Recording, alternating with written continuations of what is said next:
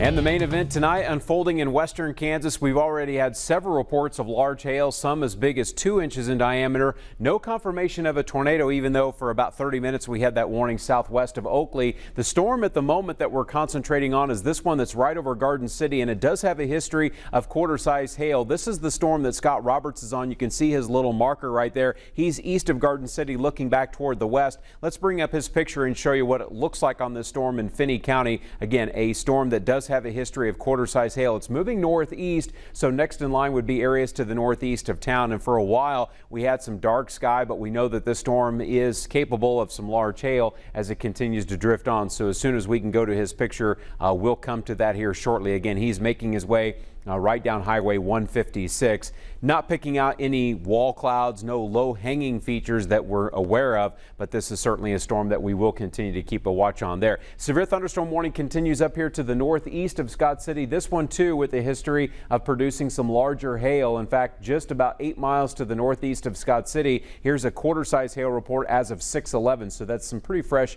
information that we're seeing there. And with respect to the heavy rainfall, it's coming down at about 1.5 to 2 inches per hour. There may be some wind with this storm too. That's what I'm looking at right now, just to the east of Scott City, right there along 50 or 96 highway, I should say, in eastern Scott County. You can see those brighter shades of pink that are showing up there just to the east of Scott City. That would be indicating to us that maybe there's some strong winds that could be moving into western sections of Lane County. So in between Scott City and Dighton at the moment, let's keep an eye on this because that could be some strong wind there to the south of Healy. You've also got some large hail possible just to the west of Tribune. That storm for a while looked like it may have some golf ball size hail, and it's kind of slow to move, but now making its way more to the east. So Tribune certainly not out of the threat for hail up to golf ball size, even though at the present time that threat would mostly be to the southwest of town. Severe thunderstorm warning continues there. Once we get up here along the I-70 corridor, just about 95% of this is heavy rainfall, maybe some small hail, but we do get into a storm northeast of Sharon Springs that could have hail up to the size of nickels or quarters, although it's been several minutes since we've seen that. I do believe we have Scott Roberts' video now.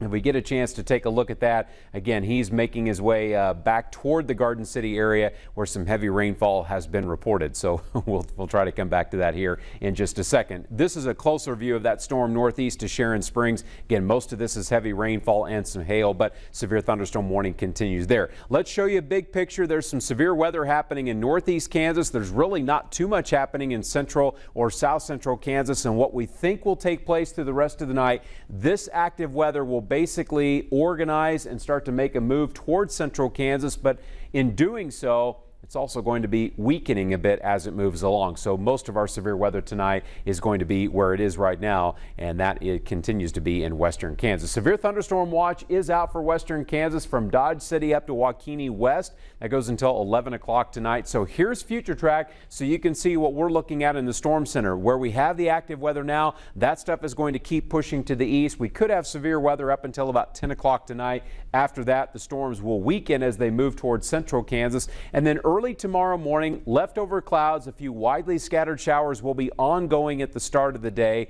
That stuff will not be severe, and it should begin to wind down by mid-afternoon, only to be replaced by another round of active weather north central, central, and south central Kansas. So Thursday night, once again, we're going to have chances for more storms coming through the area.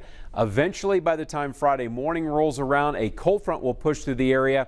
That'll shove the storms out of here for Friday afternoon, but it'll be a short break because this weekend we get back into a spotty storm chance Saturday night, early Sunday. And just to draw your attention to another active day, Monday, system coming off the west coast could bring some severe weather to start next week. This is a live look from Goodland. Pointed south, we can see the dark sky as storms are about 40 to 50 miles south of Goodland. We're at 70 degrees in Goodland with southeast winds. And overnight, most of the active weather is going to stay in western Kansas through the evening. Some storms in central Kansas after midnight, but they won't be severe. And western Kansas tomorrow, looks like some scattered showers and a few thunderstorms. The severe weather chance is even lower tomorrow than it is today. 74 in Dodge, 70 in Hayes, looking at 65 in Colby. Central Kansas tomorrow, maybe a few widely scattered showers or thunder showers in the morning.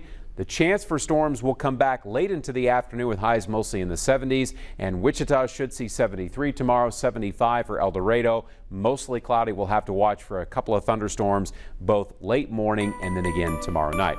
Friday, a break in the active weather, but storms Saturday night, early Sunday. Monday could be some severe weather too, with highs back into the 80s, and a cold front next Thursday keeps the chance for rain in our forecast. Your Eaton Roofing and Exteriors weather umbrella winner tonight is Terry Schwindeman from Wichita. If you'd like to sign up and win, go to kwch.com.